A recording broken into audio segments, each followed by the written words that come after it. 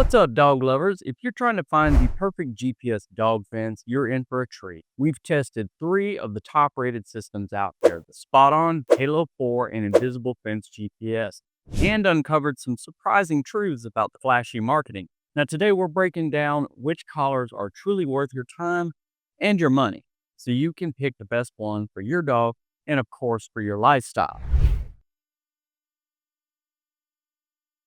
Let's kick things off with a quick rundown on GPS dog fences. Now, these modern systems are a wireless alternative to old school in ground fences, letting you set virtual boundaries without any of the digging or the wiring. They use GPS signals to keep your dog safely within limits, and many of them come with extras like real time tracking, activity monitoring, and training modes. With that being said, not every collar performs the same, especially in tough spots like forests, rural areas, or near buildings. Accuracy can vary depending on terrain, satellite signals, and how you set up the fence. Plus, while brands love to tout their training support, the overall quality and responsiveness can differ a lot. And here's a heads up: subscription costs and feature limitations often sneak up on you after you've already bought the thing. So, first, let's dive into the SpotOn GPS fence. Now, this system boasts accuracy that's 7 times better than the other, pinpointing boundaries to within 3 feet in open areas. Now, it works even without cell service or internet service, which makes it a champ for off-grid spots. And it supports fences up to a massive 100,000 acres in any shape or design you want.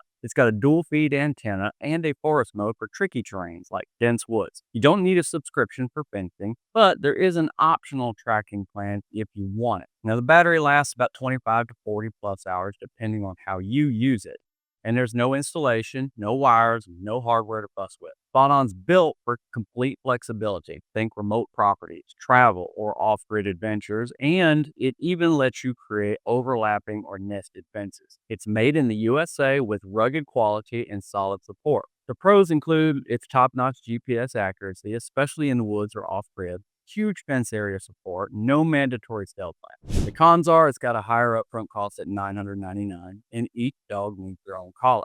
Next, we got the Halo Collar 4. Now, this one uses dual frequency GPS, tapping into over 150 satellites across 6 constellations for stellar accuracy. It's got a 30 plus hour battery and a rugged IP67 waterproof design that can handle whatever your dog gets into. It supports real time tracking and customizable feedback with sound, vibration, and static. You can also create multiple fences anywhere in the world through the Halo app. It works with over 350 breeds, and it integrates with iOS and Android. You'll need a pack membership for GPS and cell services starting at $9.99 a month.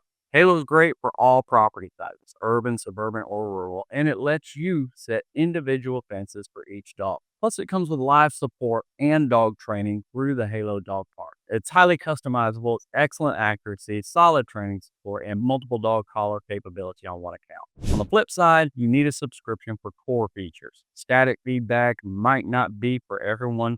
While recent updates boosted the GPS stability, training success still depends on your dog's temperament. Then there's the Invisible Fence GPS collar. Now, this one offers real-time GPS tracking with a lost dog mode and has the longest battery life of the bunch at 72 hours. You can create up to 20 customizable fences, and it's designed for medium to large dogs with neck sizes from 15 to 28 inches. Now, it comes with 1 free year of GPS tracking, then it's $99 a year after that.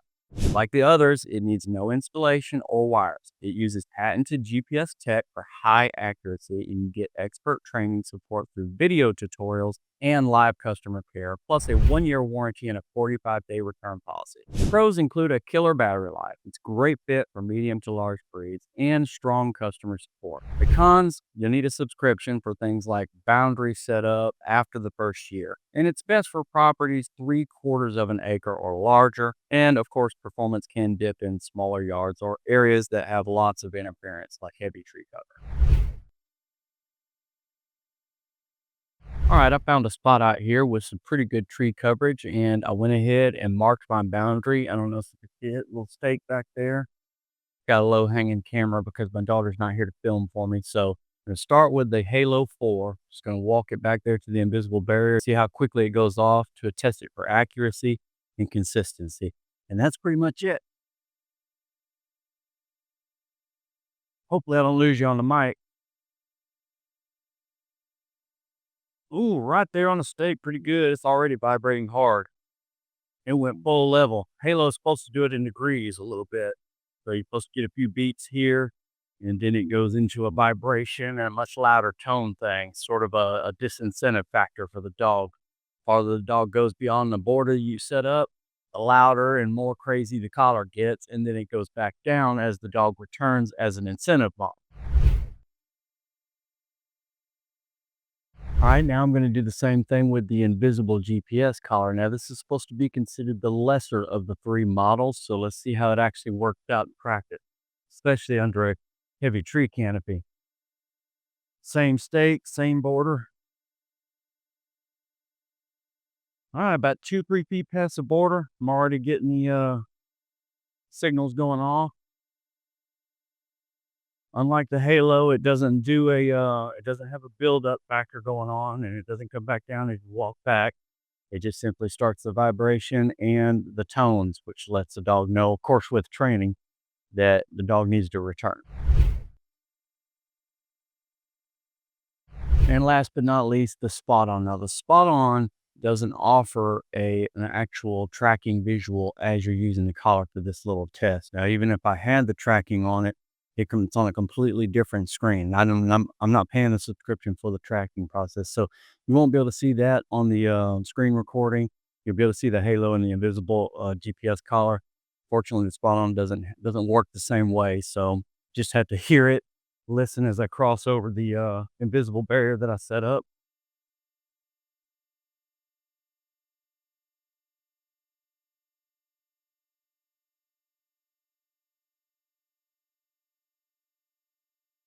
And it's going off about 10 feet past the barrier. That's a little slow for the SpotOn.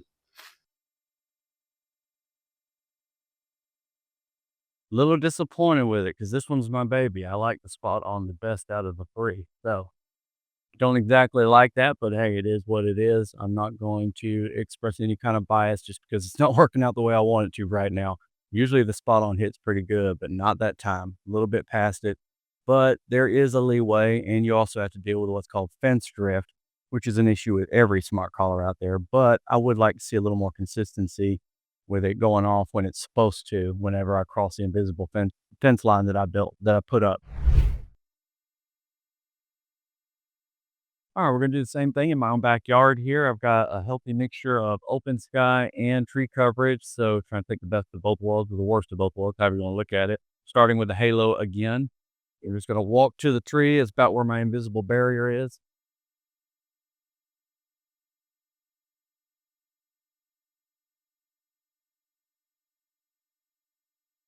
Halo's a little slow to go off. Don't like that. I'm well past the free line here. So that's not the best thing in the world. Got to deal with fence grip a little bit, and it's a little slower here than it was in the woods. All right, now we're gonna do the same exact thing with the invisible collar. It was pretty accurate inside the woods, so let's see if it replicates that out here. All right, definitely a little early on that one. I'm not even at the center line of the tree there. Let's try this one more time. That was way early. Yep, same spot. A little early on that one, a little late on the Halo. All right, last but not least, the SpotOn. The same order we did them in the woods. SpotOn was a little late kicking off in the woods, so let's see how it does out here.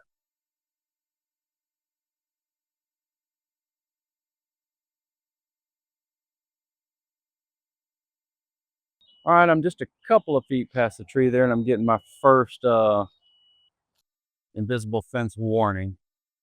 So that's a little more accurate. It makes me feel a little better about my boy here.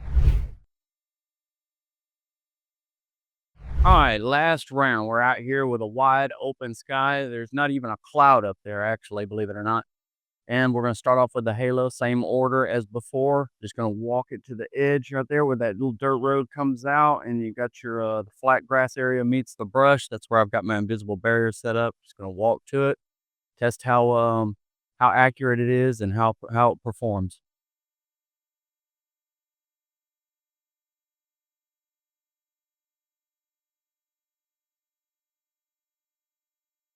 We're past it. All right, we're a good 5, maybe 6 feet past it. Getting a little worse. Come back in.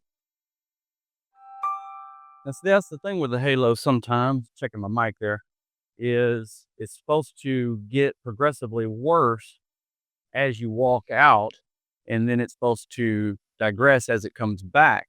And it doesn't really seem to do either. It's fairly accurate now when talking about crossing over these invisible fences, but it's not quite as accurate in terms of how the collar progresses to the next level and the next level, and then comes back as the dog returns. Not really happy with that part of it. All right, you should know the drill by now. Same exact thing with the invisible collar. Same exact area. Set the fences all up to mat right here on this corner. All right, this one popped a little early, but only by a hair. That's a little more accurate than the Halo. Only by a hair, just a shade early. So far, this thing, the invisible fence, has been doing pretty good today. In the woods, in my backyard, it's a little quirky in the backyard, but out here and in the woods, performing pretty well. I like it. And last but not least, my favorite of the bunch, the SpotOn. So hopefully, this represents a little bit better than the previous two, although it did better in the backyard. It was about 10 feet or so off in the heavy woods area. Now that we're in the wide open, I expect a little more.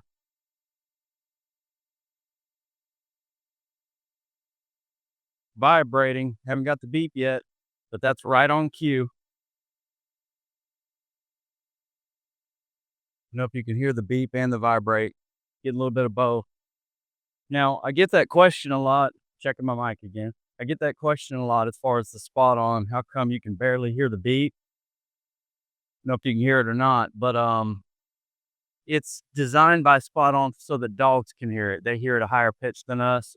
It's very difficult for us to hear it. You can if you listen carefully, but it's not like the Halo or the invisible fence where it's just loud and obnoxious. It's very, very subtle and very high pitched, so dogs can definitely hear it. Now, today I would give the invisible GPS collar an A. I would give the Halo maybe a B, B plus, and the SpotOn a C, C plus. But if you go back and watch any of my previous videos, you'll learn really quick that it's the exact opposite in the past. And I've tested all of these in the same exact manner as I did today. The thing is you're dealing with fence drift. And fence drift is something that's a part of every GPS collar that's out there. You're not going to escape it. Not such a big deal if you're on 20, 25 acres of property, a 5, 6 foot shift in the fence line. A lot more of a big deal when you're only on half an acre or something like that. So it's worth considering if you're looking into purchasing these collars. If you really have a small yard, you may want to go with something that's a little more accurate, especially if you're out in the open, like the invisible fence did very well today. But even with wide open areas, you're still going to get a little bit of that fence drift. So it's worth accounting for if you're looking into purchasing any of these collars. Now, I tested SpotOn and Halo in wooded areas and open fields, while invisible fence GPS got a spin around dense building environments, neighborhoods, things of that nature, to see how the signals held up. Now let's talk pricing and value. The Halo Collar 4 is $549 on sale, down from $599, but it requires a subscription costing $999 to $29.99 a month. SpotOn's $1,999 up front with an optional subscription for tracking at $595 to $995 a month if you choose it. Invisible Fence GPS is $349.99 on sale, originally $500 with a $99 yearly subscription after the first free year. SpotOn's the priciest up front, but it doesn't force a subscription for basic use. Halo offers tons of training and app control, but you're locked into a monthly plan. Invisible Fence GPS gives great value for battery life and tracking with an affordable yearly fee. If you want to save some cash, we do have exclusive deals for you. You get $75 off the SpotOn for the Halo Collar 4. Use our special link to save an extra $25, dropping the sale price from $549 to $524. Just hit the purchase links in the description and apply the right code at checkout to score these limited time savings, and they are limited. So let's line up the features for a clear look. Battery life, 30 plus hours for Halo 4, 25 to 40 plus hours for SpotOn, and up to 72 hours for Invisible Fence GPS. Halo and Invisible Fence require subscriptions, while SpotOn's is optional.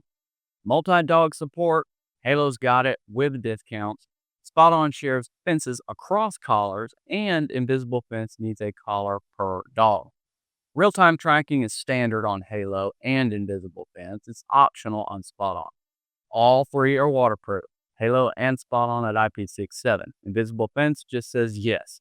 Minimum yard size is flexible for Halo, half an acre for SpotOn, and 3/4 of an acre for Invisible Fence. Setup is app-based for all, with Halo and SpotOn offering built-in app and video training, while Invisible Fence provides an expert video library. Now, cost-wise, Halo's $549 on sale, SpotOn's $999, and Invisible Fence is $349.99 on sale. So which one of these should you go for? Pick SpotOn if accuracy and boundary flexibility are your top needs. Now, especially for off-grid or forested areas. It's perfect for large properties and outdoor adventures. It even has an off-grid mode. Choose Halo 4 if you want strong all-around features with a focus on training and daily tracking for dogs of all breeds and sizes. Great for urban or rural life. Go with Invisible Fence GPS if you're after a budget-friendly entry into GPS fencing, you have a larger yard, and you want solid training support with long battery life. Now, to wrap things up, think about your dog's behavior, your property size, and your budget when you decide. Check the description for updated pricing and promotions that'll help you seal the deal. So I'm personally curious, which one would you buy after this comparison?